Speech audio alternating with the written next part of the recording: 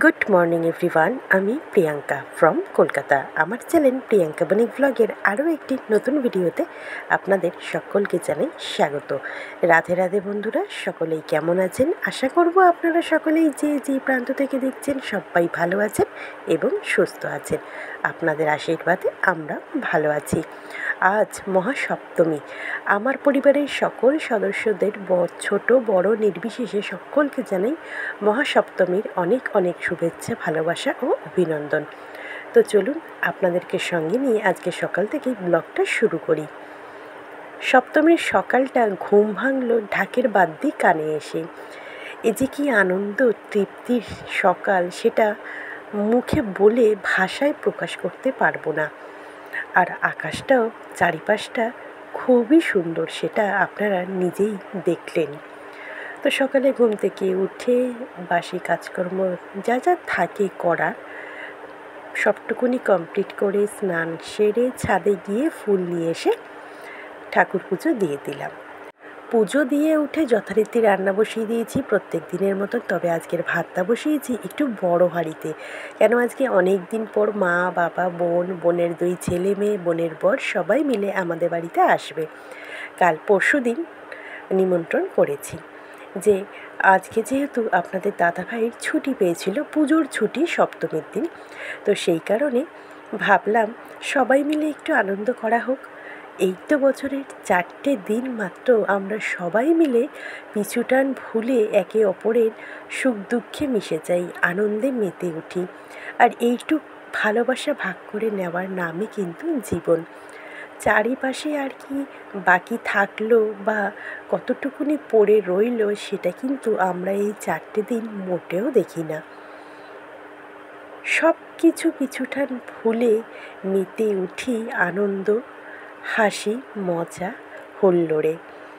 কেননা বছর ঘুরবে, আবার একটা বছরের অপেক্ষায় থাকবো আমরা সবাই, ছোট বড় নির্বিশেষে সকলেই অপেক্ষায় বসে থাকবো আবার কবে উমা আসবেন বাপের বাড়িতে।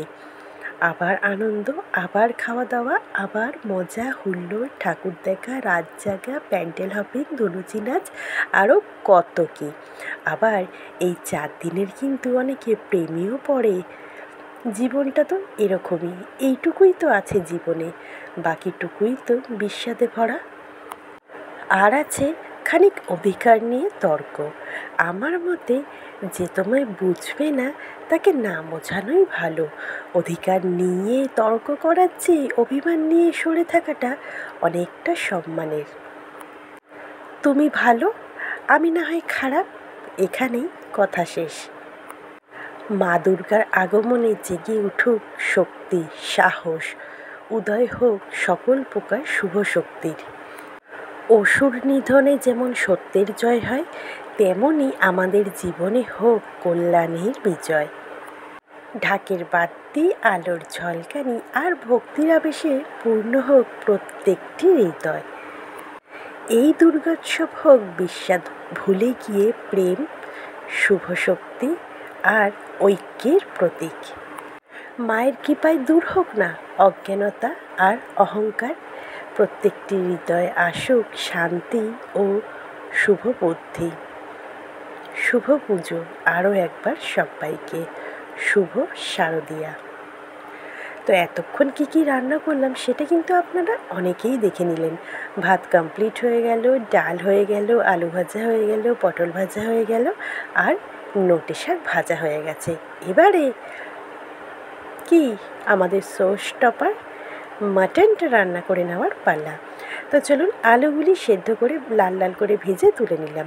এবারে বেশ খানিকটা তেলে একদম গদগদ ব্যাপার যেটাকে বলে, একটু কয়েকটা শুকনো লঙ্কা আর জিরে ফোড়ন দিয়ে দিলাম অনেক কটা পেঁয়াজ কুচি, কেননা মটনের পরিমাণ তো অনেকটাই। সবাই মিলে কবজি ডুবিয়ে খাওয়া হবে আজ। তবে শোস্টপার মটন থাকলে কিন্তু বেশি কিছু পদ লাগে না।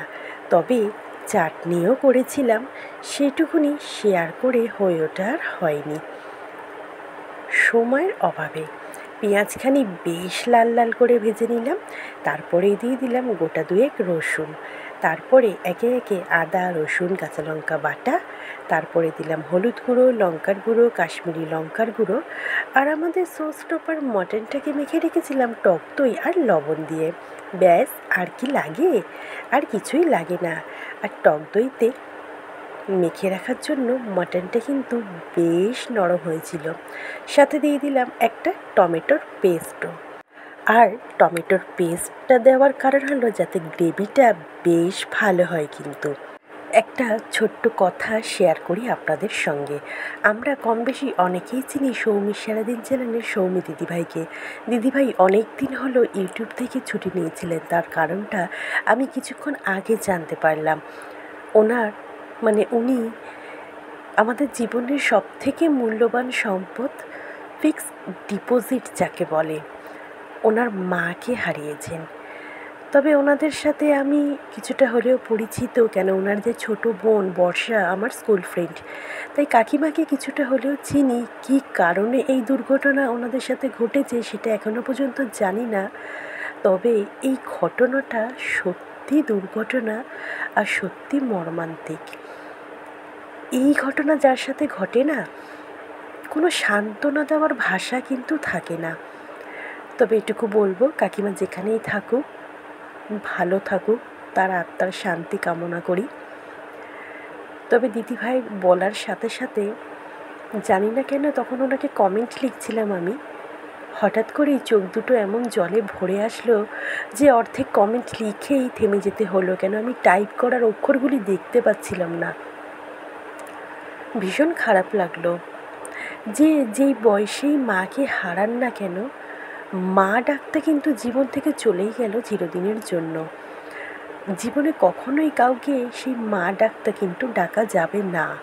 আমরা যতই চেষ্টা করি না কেন জেঠিমা বলতে পারি, কাকিমা বলতে পারি, মামিমা বলতে পারি, কিন্তু শুধু মা ডাক কিন্তু কাউকেই আমরা ডাকতে পারি না, একমাত্র আমাদের জন্মদাত্রীকে ছাড়া। তাই তাকে যে হারায়, সে যে কী জিনিস হারায় একমাত্র সেই জানে। তো ওই যে বলেছিলাম, মা এসছে, বোন এসছে, ওখানে রানী আর রাজাবাবু ঘুমাচ্ছেন। বোন সন্ধ্যাবেলায় আমাদের বাড়ির পাশে মেলা বসেছে, তাই একটা পাপড়ি চাট কিনে এনেছে। তবে সকাল থেকে ভিডিও তোলার আমি কোনো রকম সুযোগ পাইনি, খাওয়া দাওয়ার ভিডিও করতে পারিনি।